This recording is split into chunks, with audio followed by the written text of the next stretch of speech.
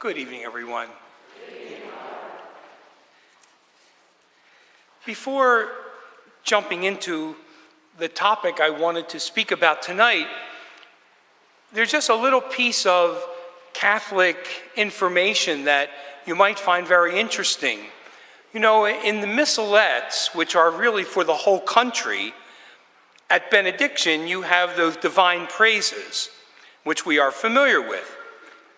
But you notice that at the end of them, there's this little prayer that we say, "May the heart of Jesus in the most blessed sacrament." You won't find them in the missalettes around the country because they were written personally by St. John Newman. He wrote them for the 40 Hours devotions here in Philadelphia. So that's why you won't see them in a missalette, but why we do them here. So when we pray them, it brings us back 150, 160 years already back to the origin of what we are celebrating here tonight. It's a beautiful kind of connection to our Catholic past and our Catholic present.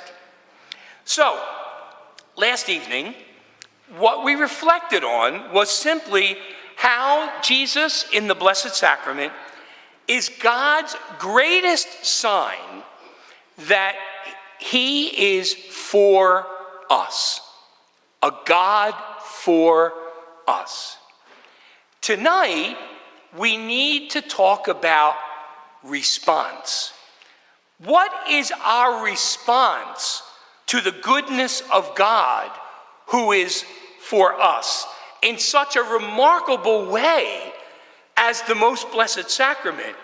Or, to put the question another way, does going to Holy Communion require anything of us? It's one thing for us to take appropriate comfort and solace in the gift of the Eucharist, but there is another dimension. And that's what I want to talk about tonight, and that is the challenge of going to Holy Communion. And so tonight we'll reflect on what the Second Vatican Council described as the universal call to holiness. In other words, holiness is not just the private duty of priests and nuns, of monks and monasteries, but it's the business of every single baptized member of the church. So, let's begin with this story. A story about little Johnny who was going to have a big geography test on all the countries of the world and their capitals. But the day before the big test, the weather was so great that he and his buddies said, "Well, how hard can the test be? Let's go outside and play some ball." And they did, and they didn't really study. And the next day, when he was taking the test, he wished he had studied. So that night at supper, his parents said, "How was the big geography test?" "I don't know. I don't know how I did." So that night, when he went to bed, as his parents had taught him, he knelt down, made the sign of the cross, said his night prayers, made the sign of the cross, got back into bed, but then got an idea. And he hopped out of bed, and he made the biggest sign of the cross he had ever made. And he put his hands together as tightly as he ever did, and he raised his eyes to heaven and uttered this beautiful, beautiful prayer. "Oh, sweet Jesus, please make Paris the capital of Sweden." Well, you know what? Little Johnny could pray and pray and pray. Paris will never be the capital of Sweden. You see, the primary purpose of prayer is not for us to change God, who's always good. It's for God to change us, who are sometimes good and sometimes not. So we gather in prayer so that he can get into our lives and make us the finest version of ourselves that we can be in this world.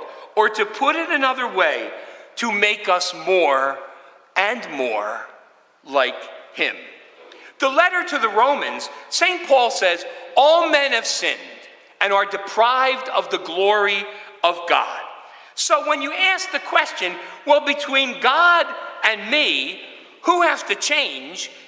Shouldn't the answer be abundantly clear?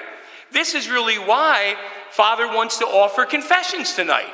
We're all in need of a constant change of heart. Now, you and I can look at our need to change in one of two ways. We can look at that negatively or positively. Here's how you can look at it if you do negatively. Look how bad I am. So I'm thinking of a storekeeper. So imagine a store where the guy sold things inside and outside. There was a big glass window. And outside, he had a fruit stand. And one day, the shipment of fruit, have you ever seen where the apples are just like they're dripping? You just want to bite into them? Well, from inside the store, the shopkeeper noticed outside the store a young boy walking back and forth, eyeing the fruit. And every time he went back, he took another step closer. He looked like Father Wendell, back and forth, till finally the shopkeeper couldn't take it anymore. And he came out to confront the young boy. And he called him over. He said, young boy, what are you trying to do? Steal my apples? No, sir. He said, look, I've been a storekeeper for 30 years. I've been watching you from inside, so I'm going to ask again. Young boy, what are you trying to do? Steal my apples?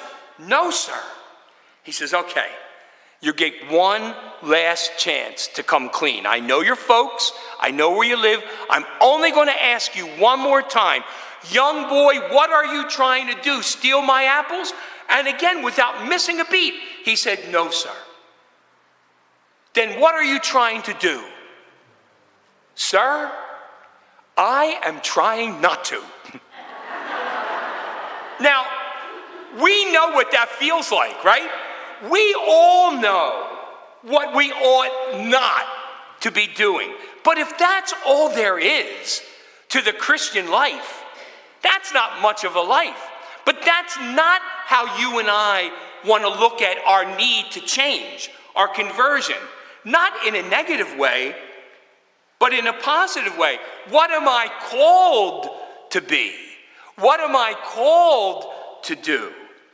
And after all, who can say, I'm patient enough, I'm kind enough, I'm loving enough, I'm forgiving enough? Who doesn't want to grow in these virtues? See, communion demands this from us, and we need this challenge. It's the best challenge of life because it's asking you and I to go as high as we can in this life, the imitation of Jesus Christ. It doesn't get any higher than that. Now, here's what's so beautiful about the gift of the Holy Eucharist. God calls us to holiness. He calls us to do our best, but he gives us the grace to do it in the Holy Eucharist. God can ask the best from us because he gives the best to us. That's why he can ask that of us. Our Lord Jesus Christ. See, when God asks you and me and calls us to holiness, it's not like asking somebody to become a painter and not giving them any paintbrushes, or asking someone to be a cook and not giving them any pots and pans, or to be a doctor and not giving them any sutures or anything to work with. No. When God calls us to holiness, he gives us the very means to achieve that.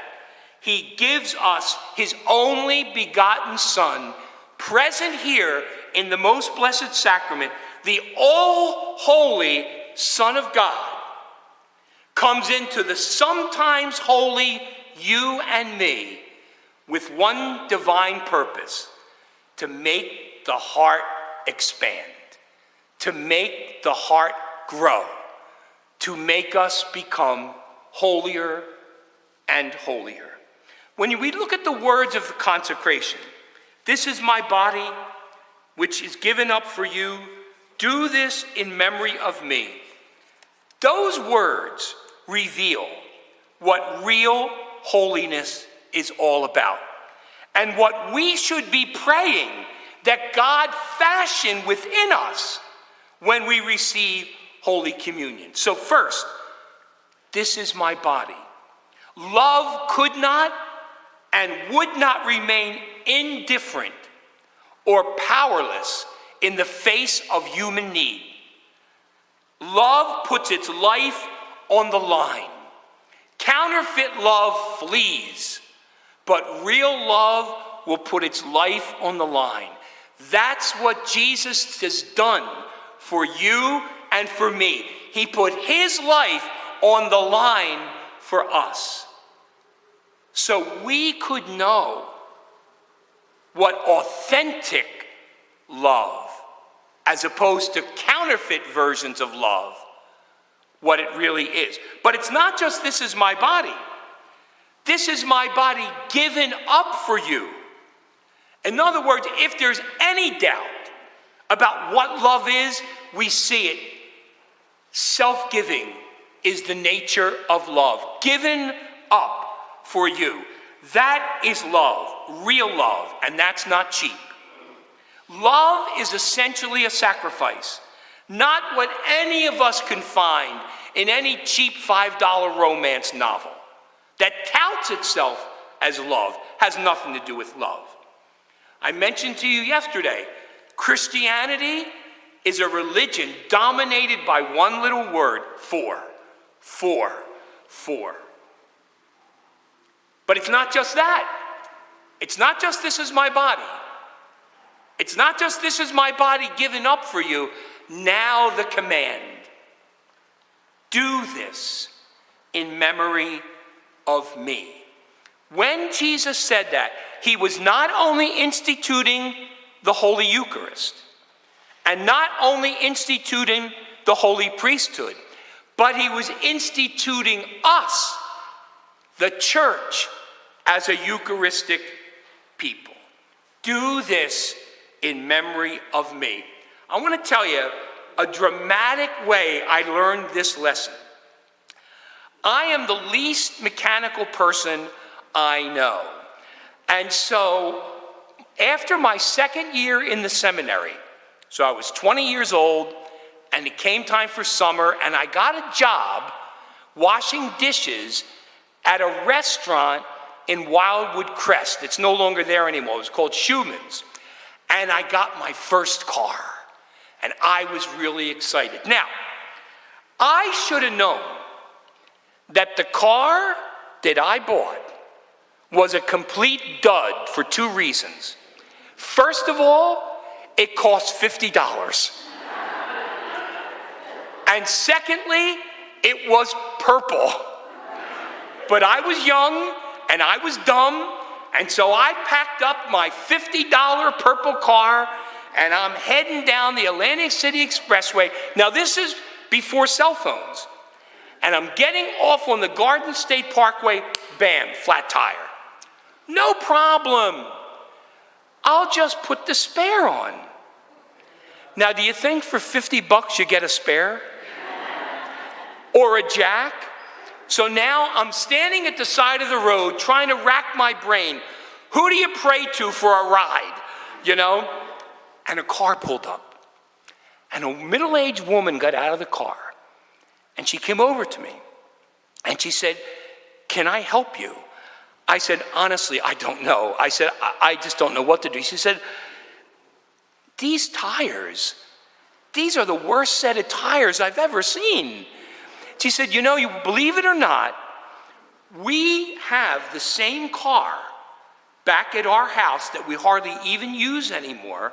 Why don't you let me drive you back to my house? We'll get the 4 tires, we'll come back, and we'll fix your car. Now, I didn't know if this was the first female serial killer in Jersey. As far as I'm concerned, I saw 4 free tires. So, we go back to our house, we come back, we put the tires on. Now, I'm fumbling in my pocket to get my wallet out to give her something. And she put her hand up, and I'll never forget what she said to me. She said, "It's not necessary for you to give me anything, but I do want to ask you to make a promise." I said, "What is that, ma'am?"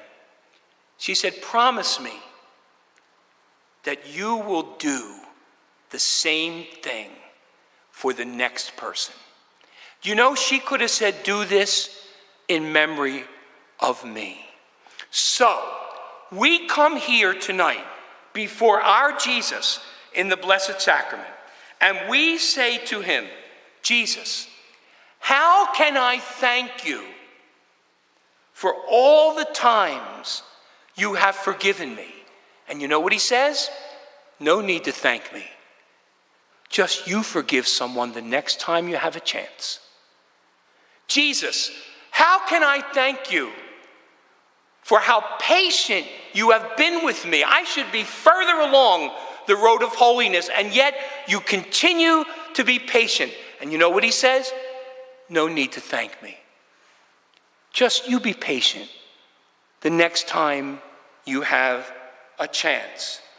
Jesus, how can I thank you enough for all the understanding that you have of me? And he says, "No need to thank me.